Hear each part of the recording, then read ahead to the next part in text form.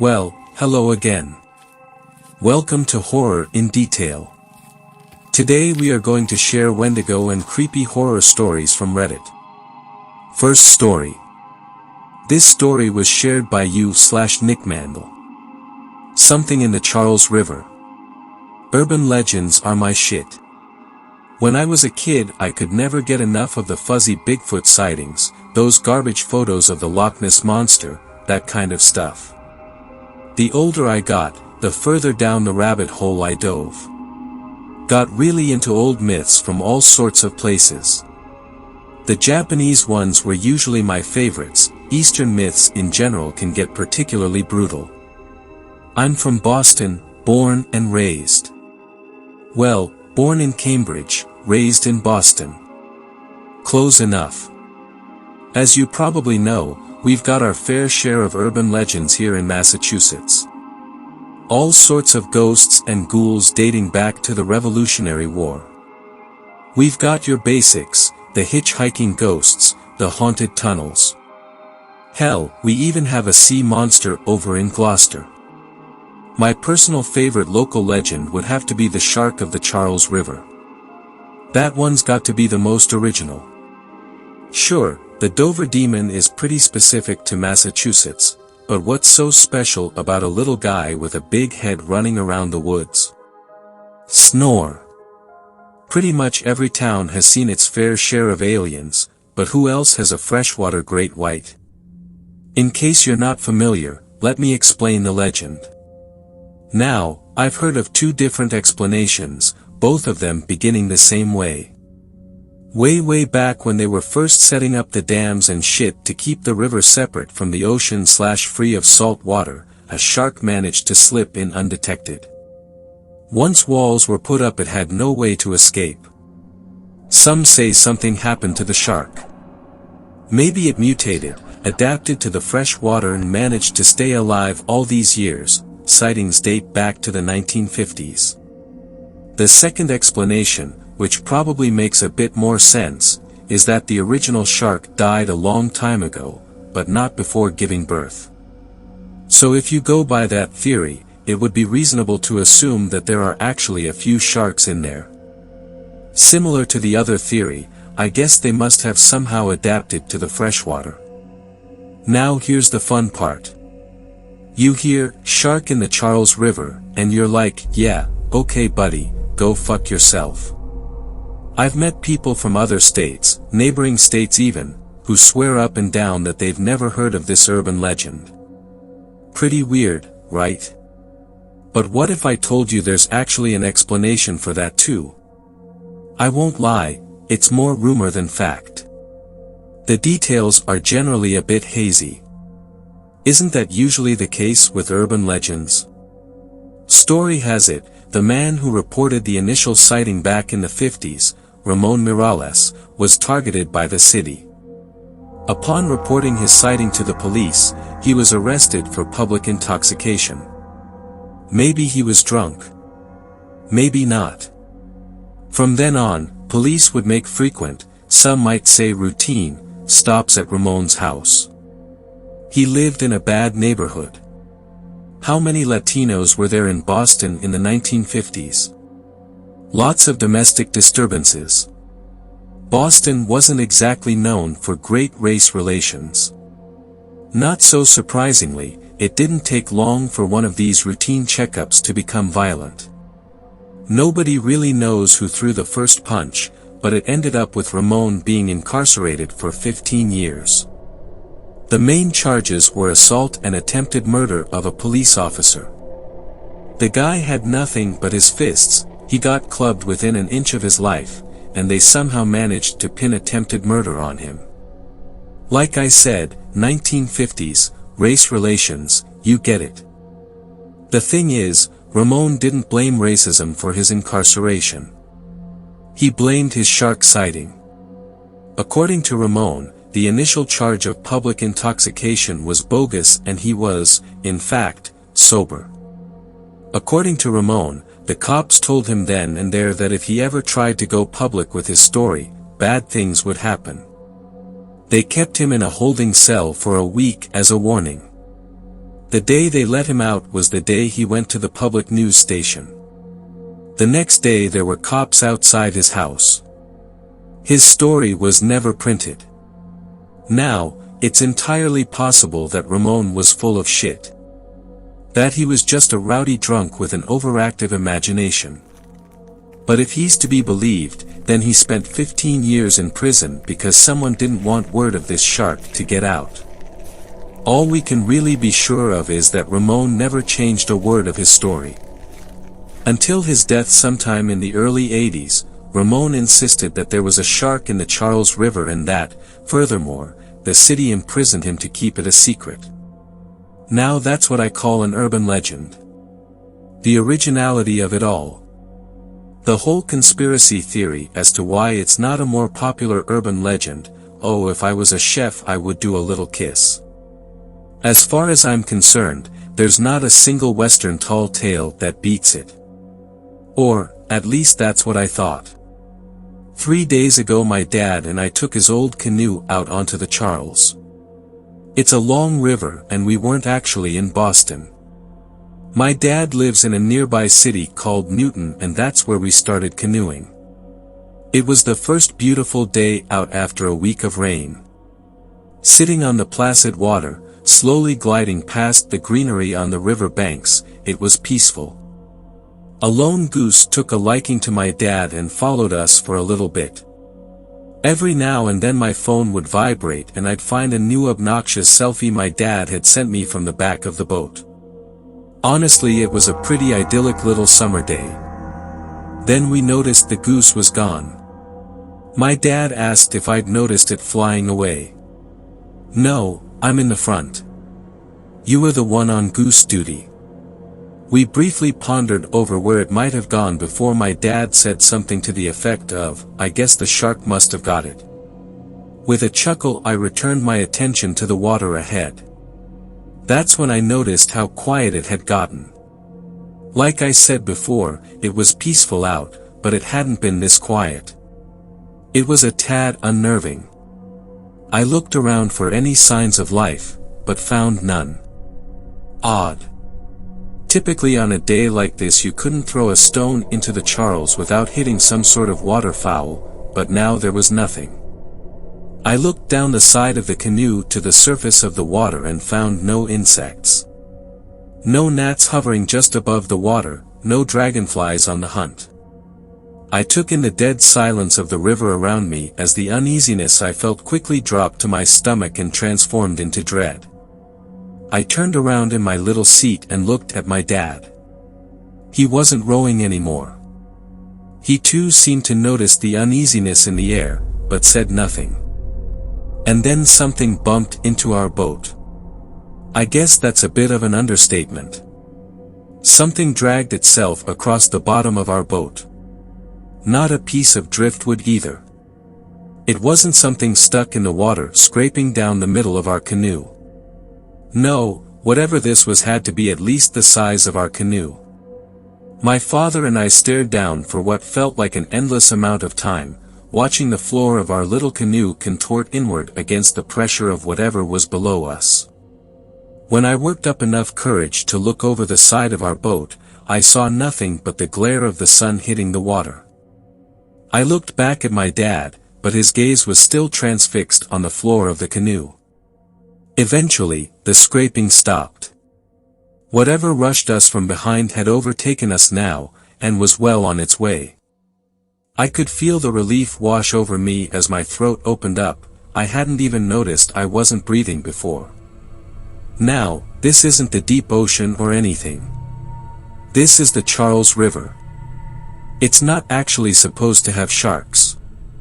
It's not supposed to have anything big enough to do whatever just happened. I looked to my dad again and we made eye contact. He's never been much of one to express his feelings, a bit of a brick wall. But I could see in his eyes, he was terrified. I turned around in my seat to look out at the water ahead, see if I could catch a glimpse of whatever lurked beneath. I immediately had to shield my eyes from the glare on the water. Golden hour. Great. But I did see something. Further up ahead, under the shade of an oversized willow tree, was a small patch of crystal clear water, unaffected by the sun's glare. I saw it. I don't know what it was, but god damn it, I saw it. A mass of black, moving just under the surface of the water. I couldn't even make out a real shape to it, but I could tell it was bigger than any shark I've ever seen. My dad saw it too. So, is there a shark in the Charles River? I don't know. I always wanted there to be, but I never really believed it. Now, I have no idea what to believe. Could there be a shark? Maybe. Did I see a shark? Hell no. Like I said, whatever I saw was way bigger than a shark. Big enough to make me feel like more people should know about it. Not to sound like a conspiracy nut, but I'm honestly starting to feel a little suspicious that more people don't know about it.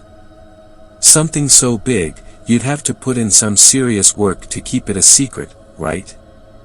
Anyway, I guess there's no big climactic ending. I don't even really have all that great a story. I saw a big shadow in the water, big fucking whoop. You don't have to believe it. You just have to read it. Forward it, tell it to people. More people should know about the thing in the Charles River. Second story. I worked as an overnight security guard at a local college. I quit after seeing something in the parking lot. I had just gone through a pretty rough divorce a few months ago. For the brief 2 years my ex and I were married, most of our nights ended up turning into shouting matches and insults. We were always so loud we had gotten several noise complaints and an eventual ultimatum that we could be thrown out of the building. Anyway, we ended the whole thing, and she got the most of everything. The house belonged to her family, along with most of everything in it. She let me only have my clothes, some photos, and my dog, Riley. I was short on money at the time. Luckily, a friend of mine let me stay in his home for as long as I needed. While there, I was looking for a better paying job to help me get my life back on track. My search led me to an opening for a campus security guard at the local community college. I arrived at the interview, to learn that this was a job for the night shift. I wasn't too sure about taking the job at first, but my bills and growing debts weren't going to pay off themselves. Needless to say, I started the next night. The campus itself was a decent size, both in terms of area and the number of students. The core campus includes 14 educational and auxiliary buildings. The security office was by the south entrance of the college, situated on the second floor of the parking garage. The two senior security guards, James and Darnell, walked me through my job description. My task every night was to complete 2 full searches around campus, checking all the buildings and monitoring the security cameras. My shift would start at 9:30 at night and go through 6 o'clock in the morning, by which time I'd take the bus home. The job itself wasn't too bad. I kind of developed a friendship between James and Darnell, since there was a brief period of time our shifts would overlap. By the time they both left, it would be midnight for me, and I'd be alone on campus. It's so surreal how such a place that's bustling and full of students can quickly empty out and turn silent. When my shift starts, there's usually a few cars left in the lot for those who took evening classes. Some instructors and other staff would sometimes work extra late, but those instances were rare. In short, my interaction with other people besides my coworkers was almost non-existent. Sometimes on break or in between circuits, if it stayed quiet on campus, I'd read a book, or listen to spooky stories on my phone. After listening, I would start to feel a little creeped out for being in a campus all alone after dark, but I got used to it. It killed the boredom until I started my next circuit started. I wouldn't find much of anything out of the ordinary, aside from the random object left behind by a student, which I would bring back to the lost and found. I just had to make sure no one else was hanging around after closing. After coming back, I would check the security footage in case I missed something.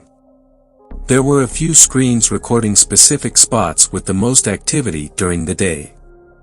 One for each parking lot, one for each floor in all the buildings, and one for the administrative office.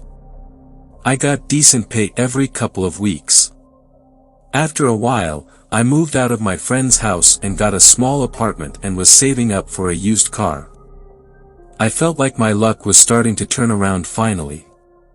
Then, I had the scariest experience of my life. I was left alone around midnight like always. The campus was absolutely deserted at this time like normal. It was summer during this time, so the night was pretty warm. I felt like I was building a bit of sweat in my security uniform while doing my first circuit. I came back to the security office, after finding nothing of note, and checked the camera feed. I found nothing in any of the screens until I checked the one for the south lot, near the office. While the screen was small, I could discern the moving of a large shadow across one of the lamp posts. It was doing nothing but moving back and forth across the light. The shadow looked too large to be some small bird or animal. I deduced it had to be someone parked off screen, so I couldn't visibly see them.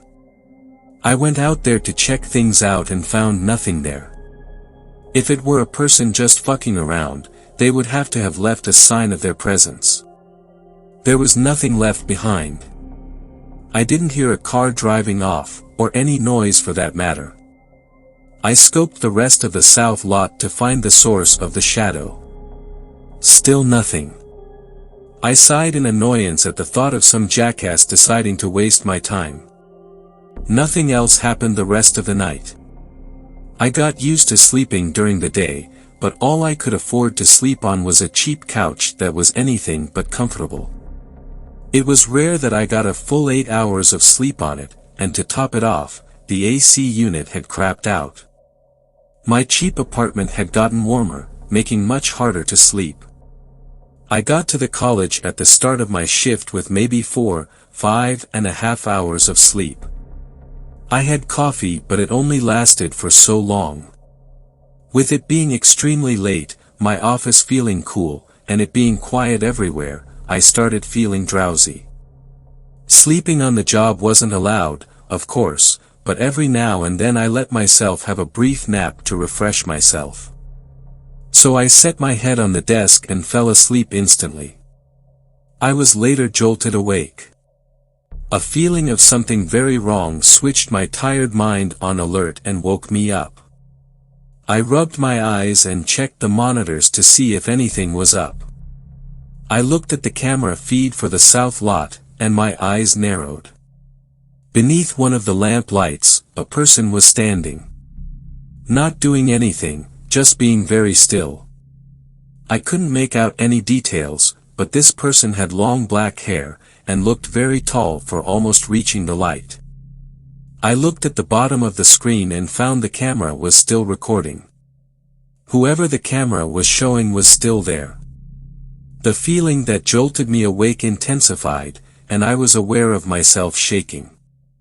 A chill colder than the air inside the office crept up my neck. My body was reacting to some sort of danger the image was giving off. Still, a weird person on the security footage was not an excuse to not do my job. I got to the lot in under a minute, and I saw that person still standing under the lamplight. Just being dead still. Their back was facing toward me, and their head seemed to be bowed forward. As I approached closer and tried to get their attention, I found that this trespasser was very tall and lanky and was wearing a dirty white dress. I called to her again, asking if she needed help, but didn't respond. She just kept standing like a statue where she was. I reached out to touch her and my hand retracted back from the burning sensation her skin gave off, as if she were on fire. I cursed and shook my hand to cool it off, and the lady moved for the first time. Her head lifted upward, as if finally acknowledging I was there.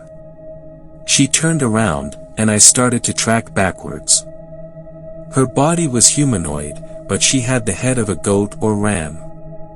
The fur was pitch black, contrasting against her pale skin and white dress. The eyes were red like burning embers and strands of flesh hung off its curved horns. As my backwards walk sped up, I could hear it give off a deep, thunderous roar. I ran back towards the office, and I swear I could hear the thing sprinting after me. I ran faster than I ever have in my life, and I barricaded myself in the security office. For good measure, I switched off the lights inside, and called 911. I told them something was on campus, and they sent someone over. I hung up and strained my ears to hear any noise outside my office. It was hard to notice anything other than the pounding of my heart working overtime. It felt like an eternity before I heard the knocking at the door. The cops notified their presence, and I slowly opened the door. They questioned me about what I called for. When I told them, they looked at me as if I were a mental patient or a drug user. I played the footage back for them and there the thing was. At the very least, they weren't going to arrest me for making a fake emergency call, but with the trespasser gone, there wasn't much they could do. They left, and I was once again alone. This time I was very afraid. Not that I was alone, but afraid that I wasn't alone, and that thing was still out there. I wasn't taking any chances. I waited in that office, and kept the door locked until the end of my shift.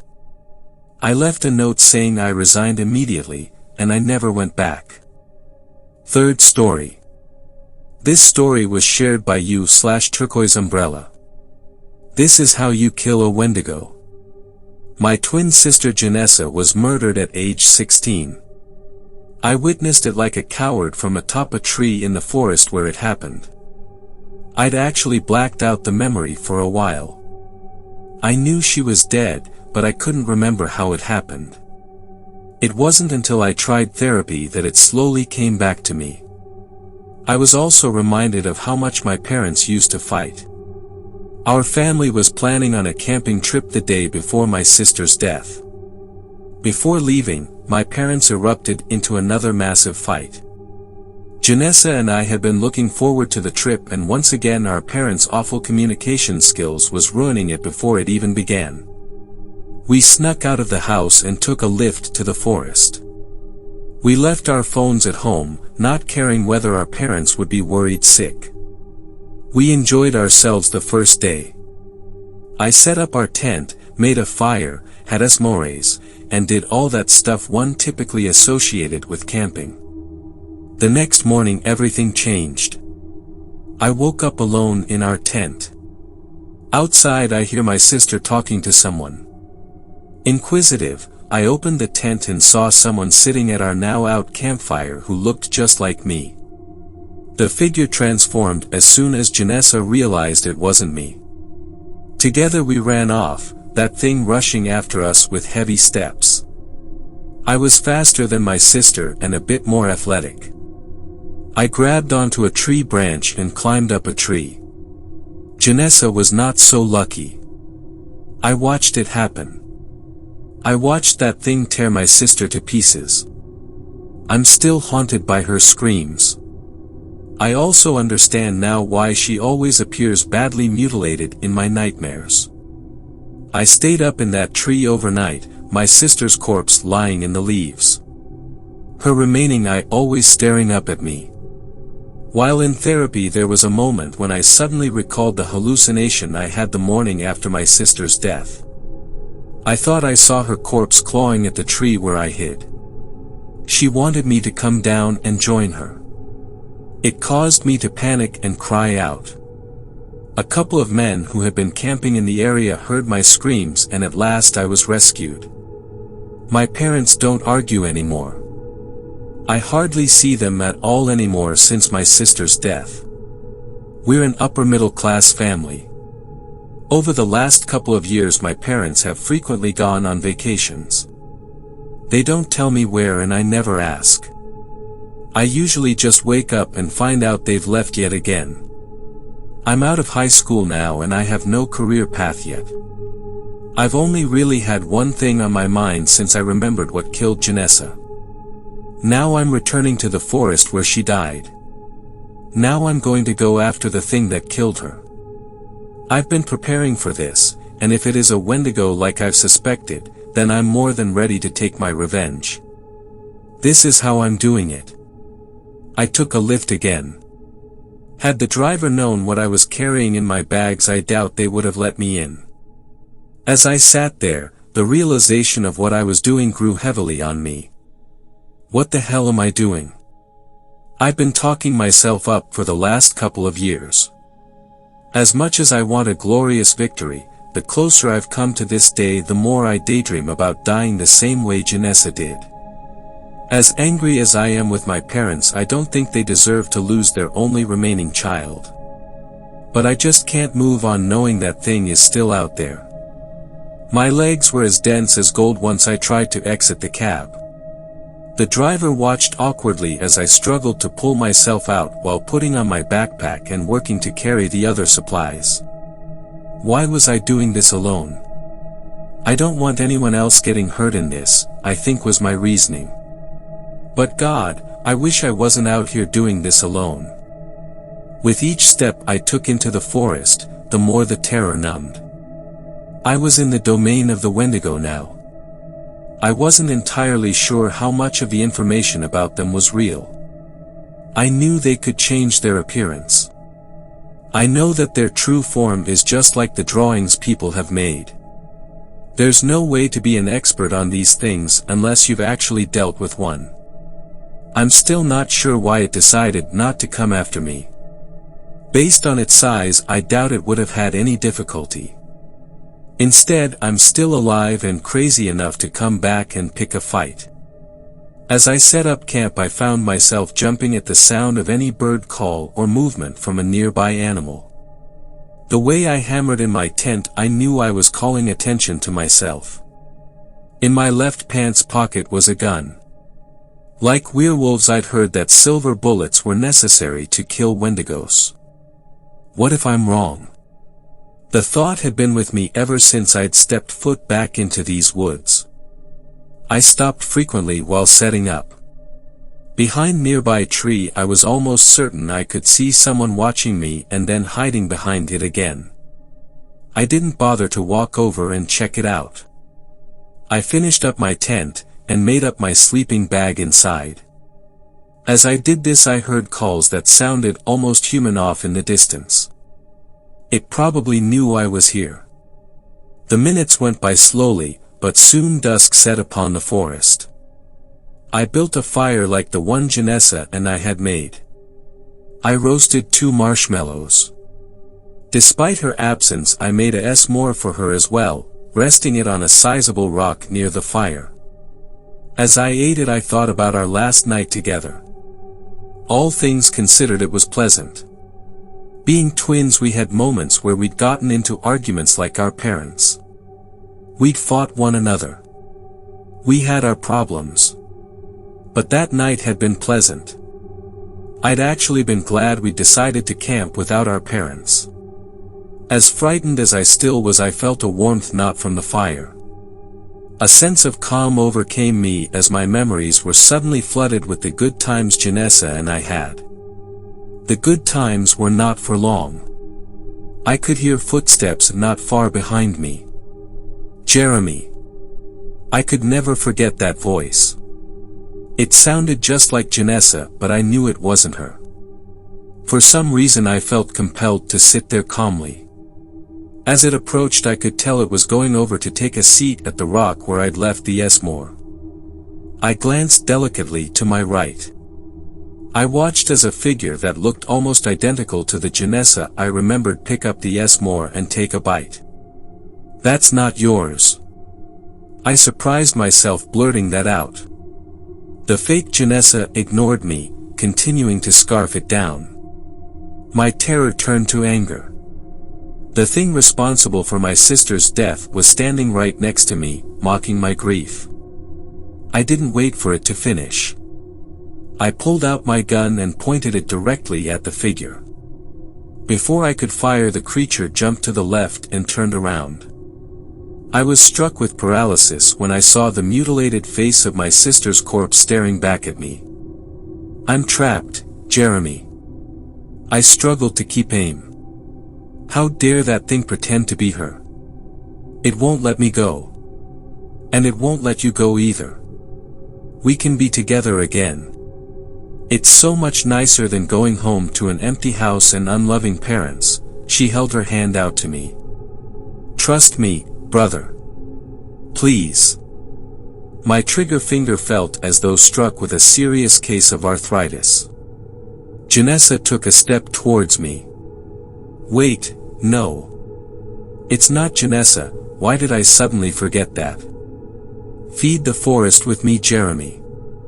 It's so much better being dead. Prove it." At last I pulled the trigger. The creature hollered in pain as it fell to the ground. I'd hit a lung, which wouldn't be enough. I aimed the gun at its heart, but failed to pull the trigger as it rolled over and jumped back to its feet. Within seconds it transformed from a corpse of my sister to its massive dark skeletal form with massive antlers. My mind was caught between fight and flight. I stood there aiming my gun but desperately wanted to flee. As it rushed towards me, I chose the later option. I rushed over to the bag I'd left near the tent. Inside was a weapon I'd built myself. As I rushed over, I could tell I wasn't going to be able to outrun it. I fired another shot. The bullet lodged itself inside the neck of the beast. It cried out once more, buying me a bit of time to get to the bag. Why did I have it zipped up? As I tried to open it, the Wendigo rushed towards me again. Just like on the day of Janessa's death, I ran from the campsite, further into the forest. History was repeating itself. I was going to fail to avenge my sister. My parents were going to lose their last remaining child, all because I couldn't let this go. After at least several minutes, I'd somehow managed to keep outrunning it. I refused to slow down and look behind my shoulder. As I kept running, I noticed that I'd gone in some sort of circle. Up ahead of me was the campsite. I had a chance to grab the bag and pulled out the weapon. The closer I came to the campsite, the louder the Wendigo's footsteps became. I could almost feel the wind as the creature tried to claw at me. Once I reached the campsite, I put my hand out, clutching the bag. It felt like almost too great a risk to put my gun back in my pocket, but I needed free to pull out the weapon. I managed to do just that and used my left hand to pull out a long metal spike. I'd built it in such a way as to have the spike shoot out at the push of a button. The Wendigo wasn't going to slow down until it had me. I had no choice. I had to turn around. I had to have perfect timing. I had to collect my debt from the creature that took my twin sister. Chew on this, you son of a bitch. I turned around, pressing the button that shot the spike out. Less than a foot from my face was the Wendigo, its cries so loud my ears hurt and began to ring. I'd done it. The spike had pierced the heart. Silver. Weakly the Wendigo tried to swipe at me, but somehow lacked the strength. The next part was a gamble. I pulled out my gun and shot it in the head. It wasn't going to be enough to end the Wendigo, assuming what I'd read up was correct. I rushed back over to where I'd dropped my bag. Inside was a silver axe I'd also designed myself. When I returned, the creature was still conscious, letting out continuous agonizing cries. I felt no sympathy. I hacked away at its wrists first. Its claws were the biggest threat and I wanted them gone. Despite the weight lifting I'd been doing, it took over a dozen hacks to remove the first long-fingered hand. I pulled out my gun and shot it again in the head. It subdued the creature long enough for me to remove the second hand, and then I began on its head. As it began waking up again, I found myself screaming at the creature. I demanded it stay dead, calling it every insulting name that came to mind. Once I'd hacked most of the way through its head, I pulled it off. I kicked it a couple of feet away. The Wendigo no longer moved. It took over an hour, but I'd managed to put each limb, the head, and torso in the trash bags I'd brought along. One by one I carried them back to the campsite. I lit another fire, burning each bag. It took until dawn for me to burn the body. I left the torso for last. It was a struggle, but I managed to remove the heart, rip it to pieces, and placed it in a silver box. After locking it, I looked around the site and decided to leave everything except my gun and the box behind. I was never particularly religious, but in the months leading up to my fight I'd gotten to know a priest at a church in my area called Street Alphonsus. Luckily for me, he was there when I arrived with the silver box. His face went several shades paler when I showed it to him. Nevertheless, he escorted me to the back of the church with a pair of shovels and helped me bury it. Once done, I sat there, suddenly flooded with overwhelming emotions. I did it. The Wendigo had been slain. I'd done it. My sister's killer was dead, its body was burned, its heart in pieces and buried. Janessa. I cried out. I kept my promise. I killed it. The Wendigo can't get anyone else. It won't kill anyone else. I placed my lowered head in my hands and continued to cry. I'm sorry I wasn't braver before, I whimpered. I'm so sorry I wasn't stronger before. I placed some flowers on my sister's grave an hour later. I talked to her tombstone as though she was there listening. I'd like to believe she was, and that she was pleased with my accomplishment. Afterwards I returned home and slept through the day and all night. Once morning came, I heard some noise downstairs. I went down to see that my parents were home and sitting down to breakfast. They stopped and looked over at me, saying nothing. I walked over and pulled up a seat. I had no appetite at all. How was your trip? Where did you guys go? My parents exchanged looks before my father replied. We went out west to visit your aunt and uncle. Did you enjoy it? I had difficulty keeping my chin from quivering as I lowered my head again. Jeremy, sweetie, what's wrong? Both my mother and my father got up and came over to me. Why do you keep leaving me alone? God damn it, I'm the only kid you have left. Don't you give a fuck about me? They hugged me tightly, offering apologies. I could have sworn I felt another pair of hands on my shoulders. Their light touch was the most comforting of all. I really hope Janessa is proud of me. But a new task was ahead of me now. A harder task perhaps. I was going to have to figure out how to reconcile with my parents. Our family had been broken long before her death. We'll never be whole again, but I know with some effort we can be better than this. I hope she can continue to give me the strength to put myself together as I progress into adulthood. Fourth story. This story was shared by you/Beardify. Why I stay away from haunted houses. I still remember how the screen door slammed that October evening. My foster father's voice, however, was even louder as he shouted after me. Just where the hell do you boys think you're going? I gestured over my shoulder at my friend Brett's car, idling at the end of the gravel driveway. I was going to a haunted house with some friends from school, I explained over the rumble of the motor. Over my dead body.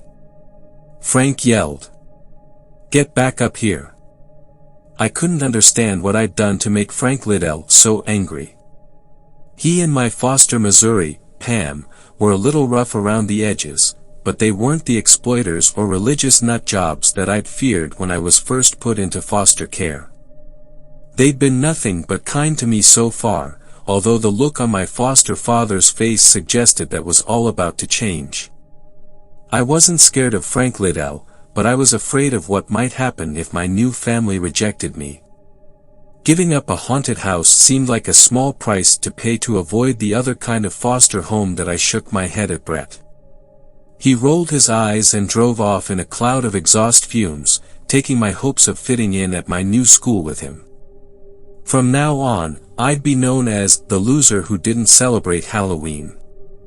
I dragged my feet on the way back to the porch, but all my irritation disappeared when I saw my foster father up close. He'd fallen, rather than sat, on the rocking chair beside the door. He was watching me with the shell-shocked pale expression of a man who just narrowly avoided a gruesome accident. "You ever been to one of those things before?" he asked. "A haunted house, I mean." I shook my head. That was part of the reason why I was so eager to go. They got all kinds now. Ones with mechanical monsters. Ones where people in masks can jump out and grab you. At some of them, you gotta sign a waiver, saying they're not responsible for whatever they do to you. You really sure you want to go to a place like that? I hadn't thought about it, but I doubted that the local spooky attractions in the small town where the Liddells lived was known for over-the-top horror. In fact, the bright orange flyer I'd found had said that the place was kid-friendly. Frank rambled on. "Course, most places just put out those warnings for show. If they ever really did hurt anybody, they'd be out of business overnight, provided that they were ever really in business to begin with. I mean, you never really know for sure who those masked figures are, do you? The ones who you've given permission to come out of the dark, touch you, maybe even drag you off someplace. Sure, it might just be an underpaid actor in a plastic costume. But can you really be sure? I'd heard rumors like that before, campfire stories about serial killers in costumes who snuck into Halloween attractions to hunt their victims. I'd never paid them much attention, but the look on Frank's face made me reconsider. I'm not just talking about a couple psychopaths here. What I want you to think about is this: why do haunted houses exist? I shrugged. I didn't know where this bizarre conversation was going, and at this point, I wasn't sure I wanted to find out. But Frank wasn't done. Don't think I can't see the appeal. Of course, getting scared is sort of fun, if afterwards you walk back out into the sane, ordinary world you left behind. But what if you don't?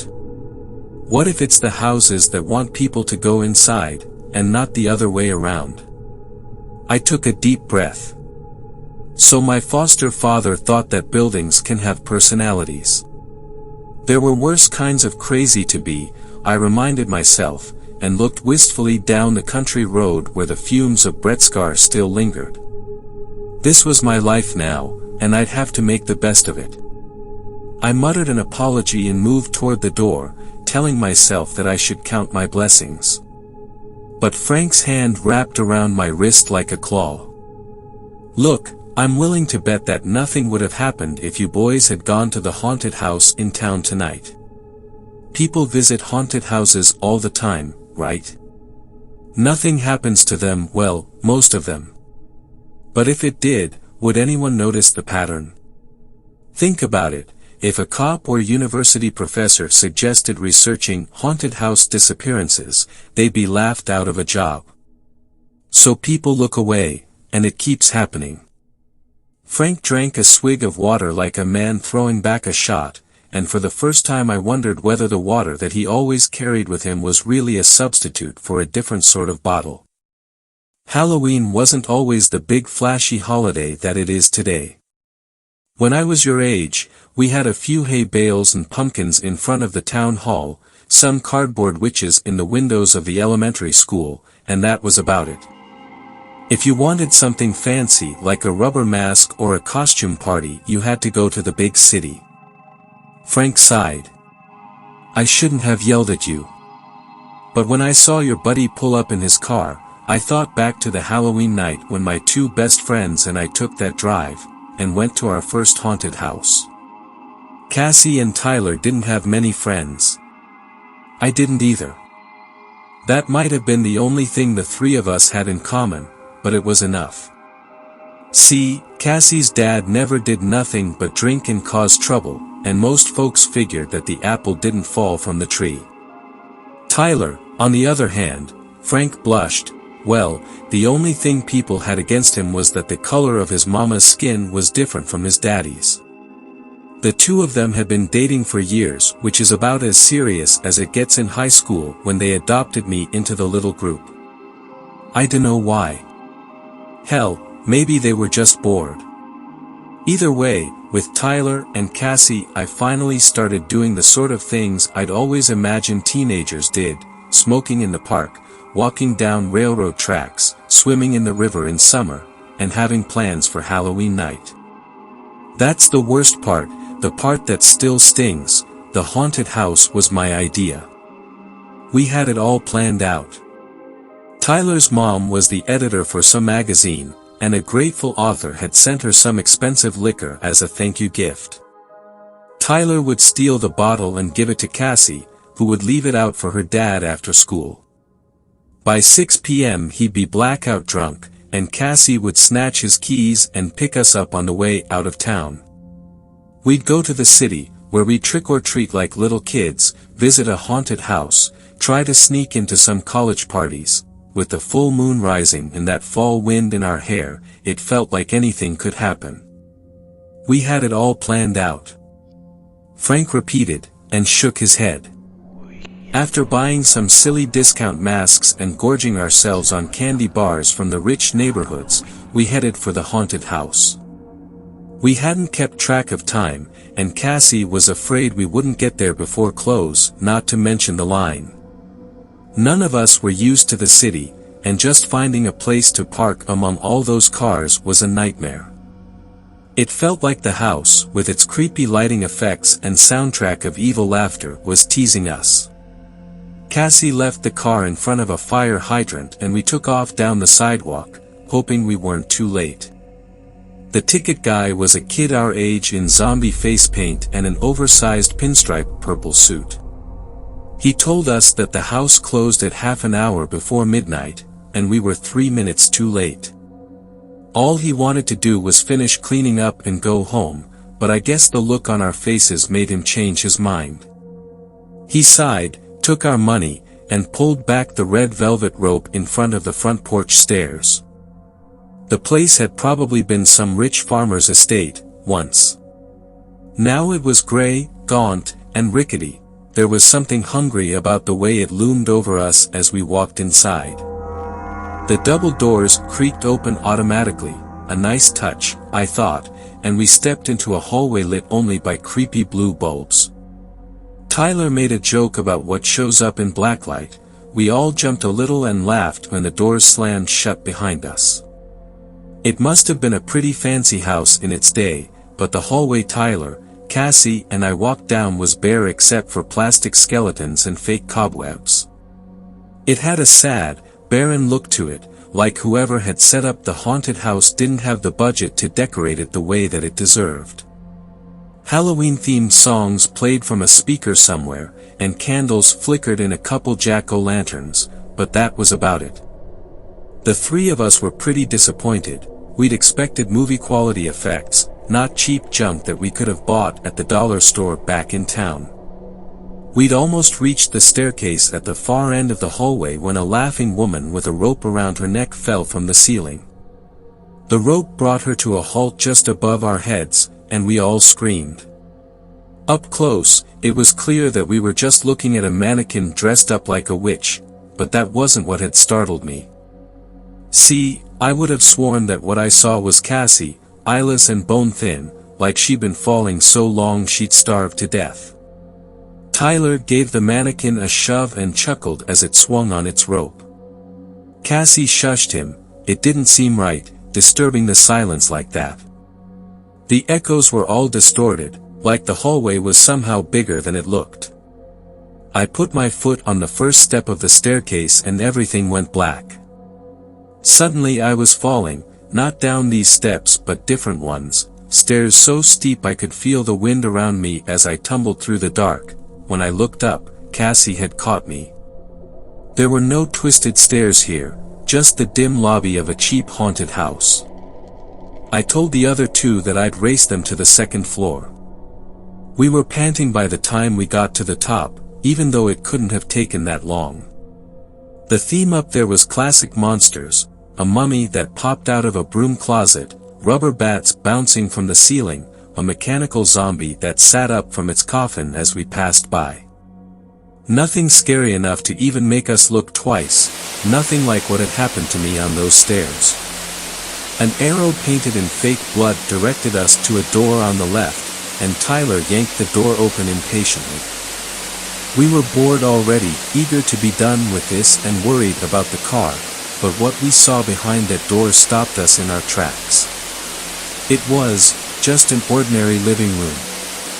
No decorations, no cheesy themes. Just a gramophone, some armchairs, a ticking wall clock in the shape of a cat with big eyes that swung from side to side. It was a near-perfect replica of how most of people lived almost a century ago, except that it looked brand new. There was even a cigar burning in an ashtray and a half-finished glass of brandy, like whoever was living here would be back any minute. It felt obscene, like we were invading somebody's privacy, and trespassing somewhere we shouldn't. I was about to suggest that we turn back when the door slammed and locked behind us. I knew we had to cross that eerie room to leave it, but even so, it was hard to take that first step.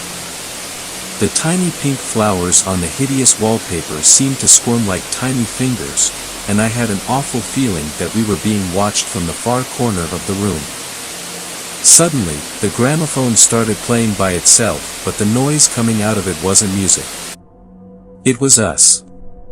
Tyler and Cassie and I, screaming, arguing, shouting in terror about bruises and grabbing hands. We'd never spoken those words in our lives. The three of us looked at each other and all had the same thought: get out of here as quickly as possible. The gramophone kept getting louder and louder. I thought my ears would bleed before we got to the door on the other side of the room, but once we were through it, the noise stopped completely, and all the lights went out. We closed the door behind us and leaned against it, too scared to talk.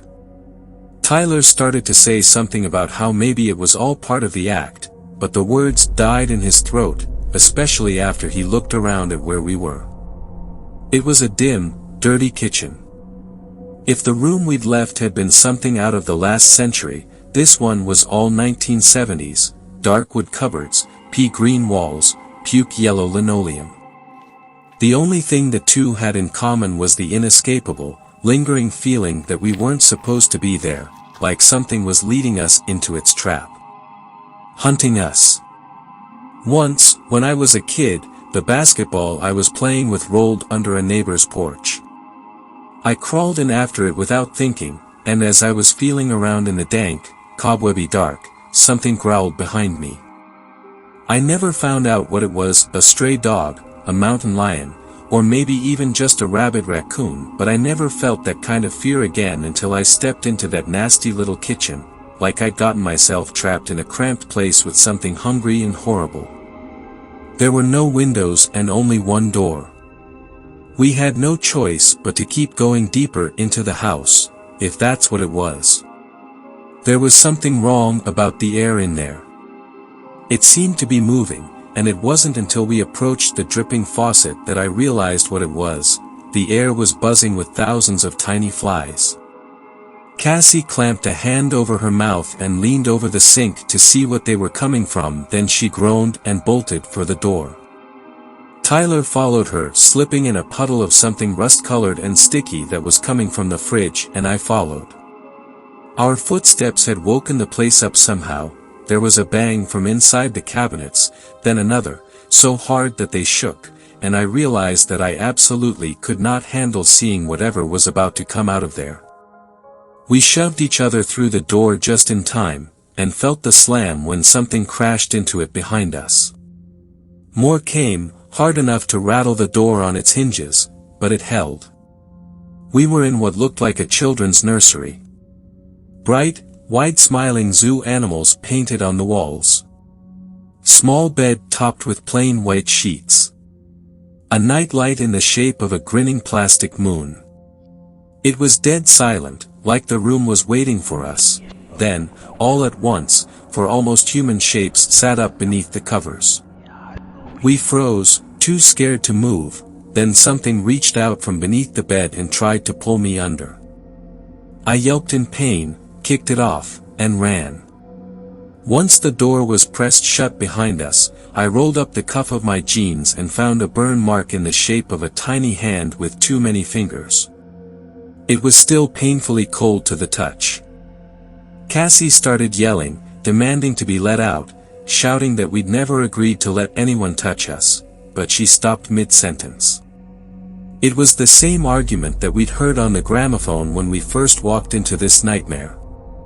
The realization shocked us into silence, and we finally began to take in our surroundings. We were in another hallway, but this one didn't have an end. The ugly yellow wallpaper and old-fashioned doors went on forever in both directions. Just looking at it made me want to grab onto the floor, like at any minute the hallway would tilt and I'd slide down the carpet into the abyss.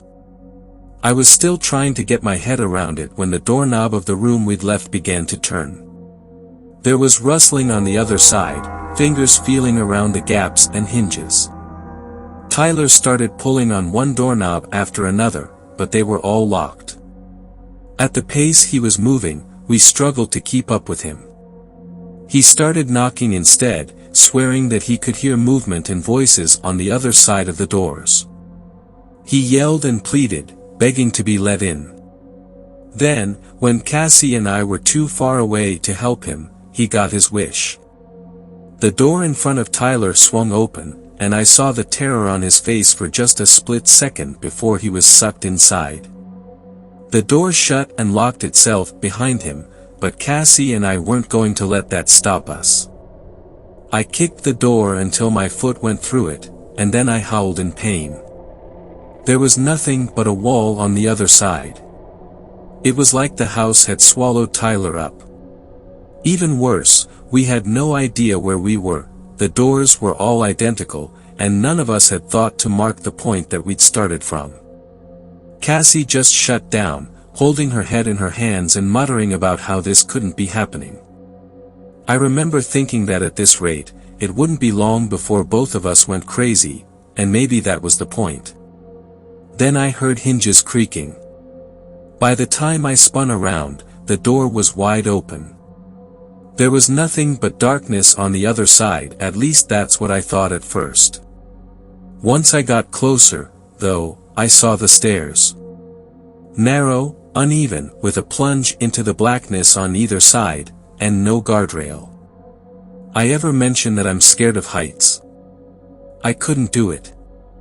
I told Cassie that I'd starve to death in the endless hallway before I'd make myself climb down there, but she wouldn't take no for an answer. Through a mix of pleading, insults, and holding my hand, she finally got me moving, even though I had to crawl backwards to do it. Those steep, jagged stairs were made of something slick and cold as ice. A black wind blew around us as we crawled downwards. It felt like being on the edge of a mountain peak, even though I knew that was impossible. We were still indoors, weren't we? Or maybe, on the other hand, we hadn't been in that cheap haunted house for a long time, just maybe, we'd been swallowed by someplace else. Before long, the stairs were so tall and narrow that it was almost like being on a ladder above empty space. I was so tense that I started shaking, and I guess it's no surprise that I slipped. I slid downward, unable to grip the narrow steps and knowing that at any second I might fall into the nothingness on either side, but Cassie caught me. It happened exactly as I'd envisioned it earlier that night, just like the yelling that we'd heard on the gramophone. So what about the mannequin, the one that had looked like Cassie, long dead and falling through empty space? Clinging to the almost vertical steps, I shouted my friend's name even though I knew that it was already too late. By grabbing me, she'd unbalanced herself and gone over the edge. She probably didn't even have time to scream. Cassie had been so sure that the stairs were our way out, but what if they had been a trap all along? After all, we hadn't opened the door to the darkness, the house had. I climbed back up the stairs as quickly as I dared, and found the hallway above exactly as I'd left it. Well, not exactly. There was an end to it on either side, and there were sounds, cars driving by outside, the hum of a heating system, and the teenager who'd taken our tickets yelling about how I wasn't supposed to be back there, and anyway, the haunted house was closed. Of course, I filed a police report, a lot of good that did. When I told them what had happened, they decided my friends and I were junkies on a bad trip. Later, they kicked around the idea that we were in some kind of satanic cult and that I'd killed them myself. In the end, I guess they just decided that the whole thing was too complicated and strange to bother with. Tyler's family moved away without a word to anyone, and Cassie's dad drank himself to death before Christmas. The neighbors said that at night he would scream out her name, like he didn't know she was gone. I stayed where I was and did my best to forget about the whole thing. As you can see, it hasn't worked out. The sun had set while Frank had told me his story, and in the twilight gloom he looked almost like a ghost himself. I didn't know what to say. I mumbled something about how it was getting cold on the porch, and headed for the screen door. "I'm not asking you to believe everything you hear," Frank smiled. "Just promise me that, as long as you live under my roof, you'll stay away from haunted houses." I nodded, and Frank pulled himself up from his rocking chair to follow me inside for supper. That's when I noticed the scar on his ankle, a scar in the shape of a small, six-fingered hand. Fifth story. This story was shared by you/Northcoast10. I think I encountered a Wendigo. My wife and I have been running the rat race for years, with a family, a house in the city, 2 dogs, a cat, the stereotypical American dream. But the city took its toll, the neighborhood got worse, the crime rose, and we found ourselves looking for a way out. Our opportunity came when I was offered a new job out of state. It was a great career move, but we didn't want to move to a new city just to have the same problems again. So we started looking around and found a great mountain community about an hour and a half from the job, and a great ranch-style house with a big back porch, windows everywhere, and a lot of property. The backyard has a big grassy area, and a creek that cuts the property in half, then acres of woods beyond. It's huge. The house is more than twice the size of our house in the city, it's all updated, and has no neighbors within a mile. It's a radical change from the life we lived in the city, but best of all, it was less than half of what we were paying for our old house. The house was a foreclosure, and when we asked the listing agent about it, she simply said the old family had abandoned the property. We really didn't think anything of it. The first 3 months were uneventful, with us settling into our new life, the kids getting used to the new school and new friends, and most of all, us getting used to the big house and property. But then the weather turned cold and things started to get weird on the property. It started with noises from the back property. Things we chalked up to being in the woods, then the motion lights around the house started going off randomly. Once again we just chalked it up to being in the woods. But last night, it all changed. Last night was the most terrifying night of my life. One of the dogs was at the back door whining and scratching. I assumed he needed to go to the bathroom, so I grabbed my flashlight and walked out the back door. Instantly something felt off. The dog bolted for the back property, growling and snarling. It was a cold night, about 30 degrees, but the dog plunged straight into the creek and out the other bank, running off into the woods in the back of the property. Flashlight bouncing, I ran after him, calling his name. I got to the creek and made my way across the makeshift bridge, trying desperately to follow him. I could hear the dog still growling and barking from somewhere up ahead, and I pushed further away from the safety of the house and deeper into the woods. That's when I heard it. A shriek like I've never heard before in my life. It was a mix of a moaning wail and metal on metal. It echoed through the trees and then froze me in my tracks. My dog bounded its way back to me and cowered down behind me.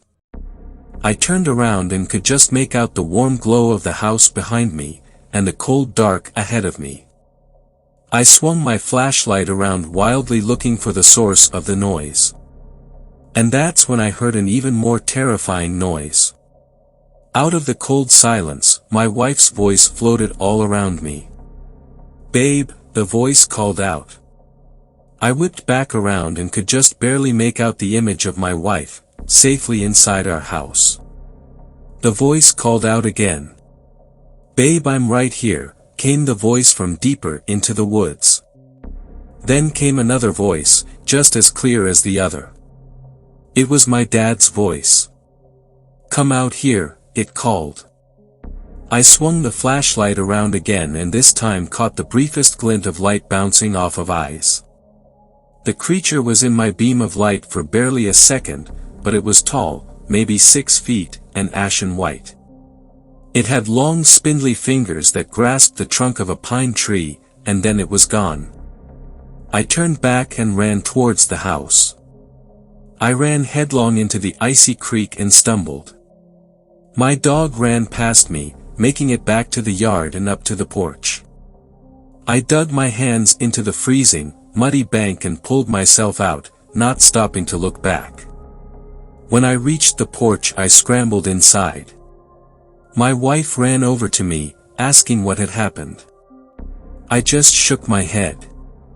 I'm not certain myself what happened. I had a growing sense of dread tonight as the sun began to fall.